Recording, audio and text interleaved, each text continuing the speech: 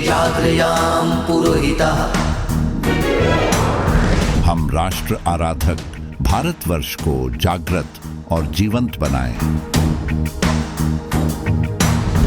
युग युगीन भारत के कालजयी महानायकों की तेजस्विता की गौरव गाथा।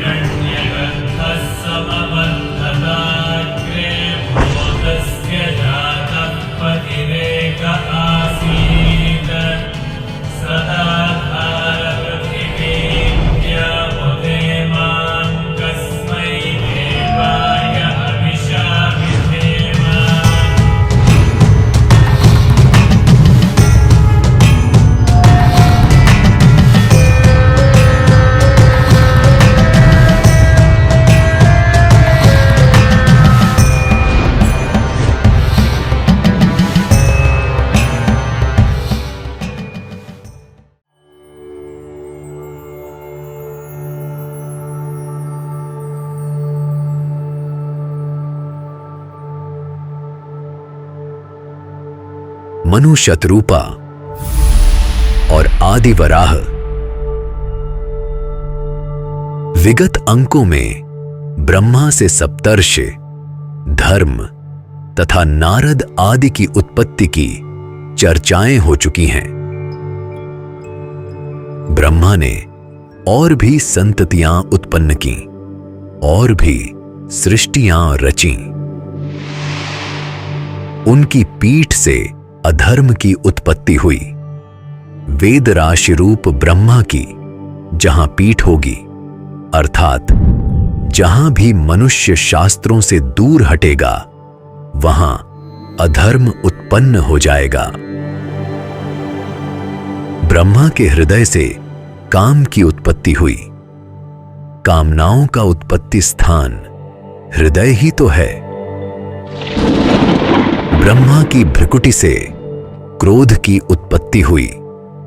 क्रोध आने पर भ्रिकुटियां तन ही जाती हैं। ब्रह्मा के अधर अर्थात नीचे के ओंठ से लोभ की उत्पत्ति कही गई है। लार टपकाना यह लोकोक्ति लोभ का प्रतीक है और लार का टपकना अधर पर से ही होता है। ब्रह्मा की छाया से कर्दम मुनि उत्पन्न हुए, जो आगे जाकर मनु की कन्या देवहूति के पति हुए। कर्दम अर्थात छाया से उत्पन्न होने के कारण उनका नाम कर्दम हुआ। छाया से उत्पत्ति संकेत करती है कि ये ऋषि ब्रह्मा की छाया के समान ही थे, अर्थात ब्रह्मा के बहुत प्रिय अथवा उनके सदृश गुणों वाले। यही कर्दम सांख्य दर्शन के प्रणेता महर्षि कपिल के पिता हैं। ब्रह्मा की सृष्टियों में एक सृष्टि अविद्या की भी थी। ब्रह्मा ने उस तमोमय शरीर को त्याग दिया। त्यागे हुए उस रात्रि रूप शरीर को उसी से उत्पन्न यक्ष और राक्षसों ने ले लिया। भूखे यक्ष और राक्षस ब्रह्मा को खाने दौड़े और बोल पड़े, मां रक्षतैनम जक्षध्वम।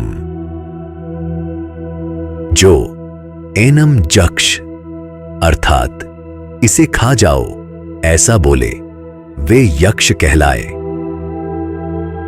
और जो मां रक्ष एनम अर्थात इसकी रक्षा मत करो ऐसा बोले, वे राक्षस कहलाए। यक्ष धन के रक्षक कहे गए हैं। धन के संग्रह की प्रवृत्ति हो चाहे हिंसा की राक्षसी प्रवृत्ति, दोनों ही रात्रि में प्रबल होती हैं। राक्षस तो निशाचर कहे ही जाते हैं। धन के रक्षकों को भी रात्रि में जागना ही पड़ता है। यक्ष खा जाने की बात करते हैं, अर्थात उनकी प्रवृत्ति हड़पने की है। ब्रह्मा ने उन्हें नियंत्रित किया, उनका देवताओं से मेल हुआ, उनके अधिपति हुए कुबेर। कुबेर का रूप जरा देखें तो यह धन के लिए ही जीने वाले व्यक्ति का स्वरूप सामने रख देता है। कुबेर का अर्थ है कुत्सित बेर, अर्थात शरीर वाला। बड़ी सी तोंद, एक आंख है ही नहीं, उसके स्थान पर एक पीला चिन्ह है। यह पीला चिन्ह स्वर्ण अर्थात संपत्ति के लोभ का प्रतीक है। लोभी की दृष्टि सदैव धन पर ही गड़ी रहती है। धनी व्यक्ति विलासिता के कारण श्रम से दूर हो जाता है और तोंद निकल आती है। कुबेर नरवाहन कहे गए हैं। धनी व्यक्ति भी पालकी आदि के द्वारा मनुष्यों के ऊपर ही तो बैठते रहे हैं, और फिर धन का लोभ किस मनुष्य के ऊपर सवार नहीं है। मां, रक्ष कहने वाले राक्षस हिंसा में आनंद लेने वाले हैं। स्वयं हिंसा करके दूसरे को भी रक्षा नहीं करने देते। ब्रह्मा ने देवता, ऋषि, राक्षस आदि सब बना दिए, पर सृष्टि का विस्तार हो ही न रहा था, क्योंकि सारी सृष्टि सांकल्पी ही चली जा रही थी। जैसे कलम से पौध बनाने पर पादपों की संख्या उतनी नहीं बढ़ सकती जितनी कि बीजों के बोने से बढ़ती है। बीज बोने के लिए खेत की आवश्यकता होती है। बीज बना भी लें तो उसके लिए आधार कहां से लाएं, यह ब्रह्मा समझ नहीं पा रहे हैं। शिव पुराण के अनुसार ब्रह्मा ने महेश्वर से अपनी व्यथा कही।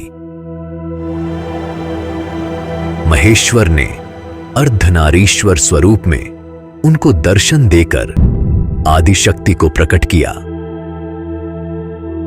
उनसे प्रेरणा पाकर ब्रह्मा ने अपने शरीर के 2 विभाग करे।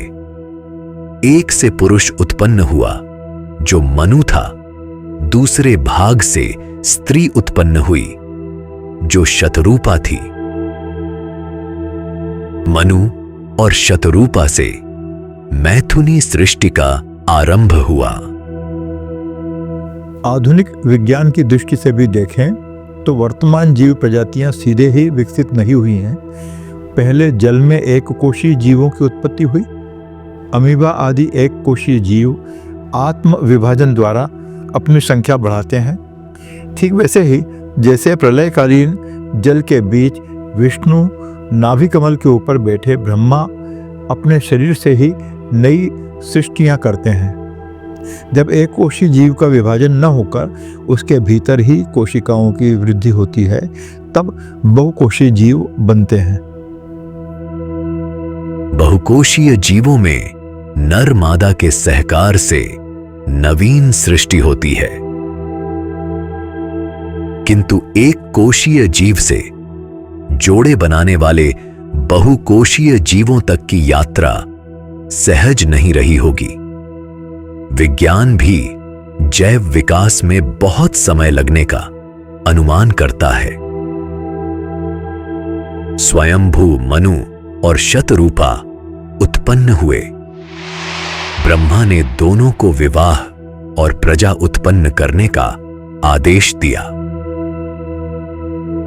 मनु ने पिता की आज्ञा स्वीकार की, परंतु अपनी समस्या भी बताई कि मैं अपनी प्रजा के साथ रहूंगा कहां, क्योंकि जीवों का वास स्थान पृथ्वी तो प्रलयकालीन जल में डूबी है।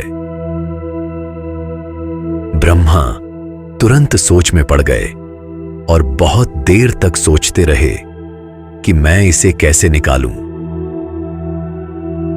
ब्रह्मा यह सोच ही रहे थे कि तभी उनके नासा छिद्र से अंगुष्ठ प्रमाण का एक वराह शिशु उत्पन्न हुआ, जो सहसा विशालकाय हो गया। यह था विष्णु का वराहावतार। विष्णु वराह भूमि के उद्धार के लिए जल में कूद पड़े और अपनी दाढ़ों पर पृथ्वी को रखकर बाहर निकले। पृथ्वी के उद्धार के इस कार्य में हिरण्याक्ष ने आकर बाधा उत्पन्न की। आदि वराह ने सहज ही उस दैत्य का वध कर दिया और पृथ्वी के उद्धार का कार्य पूर्ण किया। एवं हिरण्याक्षम सह्य विक्रमम स सादयित्वा हरिरादिसूकर। प्रलय काल ब्रह्मा की रात्रि है तो कल्प ब्रह्मा का दिन। वराह शब्द को ध्यान से देखें तो इस शब्द का विच्छेद एक भिन्न प्रकार से अर्थ बनाता है। वराह शब्द में दो शब्द छिपे दिखते हैं, वर और अह। वर अर्थात श्रेष्ठ और अह अर्थात दिन। जब पृथ्वी रसातल से बाहर आई तभी तो ब्रह्मा का वह दिन श्रेष्ठ हुआ। वैज्ञानिकों के एक वर्ग के अनुसार लगभग 3 से 4 अरब वर्ष पूर्व समुद्रों में आज से लगभग 2 गुना जल था। इतना कि एवरेस्ट की ऊंचाई से ऊपर तक भी पानी ही पानी था।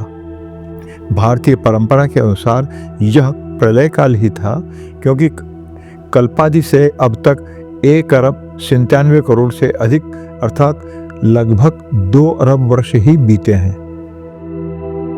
वराह का एक अर्थ पर्वत भी है। जैसे जैसे ताप के कारण जल स्तर घटा होगा, सबसे पहले पर्वत जैसी संरचनाएं ही बाहर निकली होंगी। कुछ वैज्ञानिक शोध कहते हैं कि झारखंड का सिंहभूम क्षेत्र सबसे पहले जल से बाहर आया। स्कंद पुराण में वराह ने जिस स्थान से पृथ्वी का उद्धार किया वह आज के आंध्र प्रदेश का वेंकटाचल है। सिंहभूम की पद्धति का शोध वहां भी किया जाए तो संभवतः यह रहस्य भी बाहर निकल कर आए। आदि वराह की कथा में एक प्रश्न उपस्थित होता है कि जब भूमि जल में ही थी, प्रजा के लिए स्थान ही न था, तब फिर यह हिरण्याक्ष कहां से प्रकट हो गया। पुराण की दृष्टि से देखें तो कल्पांत में होने वाले ब्रह्म प्रलय में स्वर्ग तक के लोक नष्ट हो जाते हैं। तब इन लोकों के निवासी देवता और सिद्ध आदि महरलोक में चले जाते हैं। वहां भी ताप बढ़ने पर महरलोक के वासी जनलोक में चले जाते हैं। विष्णु पुराण के अनुसार भू, भूव और स्वर्ग ये तीनों लोक ब्रह्म प्रलय में नष्ट होने के कारण कृतक हैं। ऊपर के 3 लोक जन, तप और सत्य उस अवधि में नष्ट न होने के कारण अकृतक कहलाते हैं। इन दोनों के बीच महरलोक है जो कल्पांत में केवल जन शून्य होता है लेकिन नष्ट नहीं होता। ब्रह्मांड पुराण के अनुसार यह महरलोक सभी मनुओं, सिद्धों, ऋषियों आदि का स्थान है। कल्पादि में स्वयंभू मनु जनलोक में प्रजा का जनन करते हैं। उसके ऊपर के तप लोक में सनकादि सिद्ध तप करते हैं तो सत्यलोक स्वयं ब्रह्मलोक है। यहां स्पष्ट है कि पृथ्वी के उद्धार के पूर्व जनलोक में ही मनु और ऋषियों की सृष्टि संतान रूप में आगे बढ़ी। ब्रह्मा भी देर तक विचार करते रहे हैं। उसके बाद वराहावतार हुआ है। ब्रह्मा के लिए तो एक कल्प भी केवल दिन मात्र है। उनकी देर होने तक तो अन्य लोकों में अनेक पीढ़ियां आगे बढ़ गई होंगी। वैज्ञानिक आधार पर देखें तो कोई एक दिन में ही सारा स्थल मंडल तो जल से न उभरा होगा। हिरण्याक्ष की कथा में कुछ और भी भेद छुपे हैं जिनकी चर्चा अगले अंक में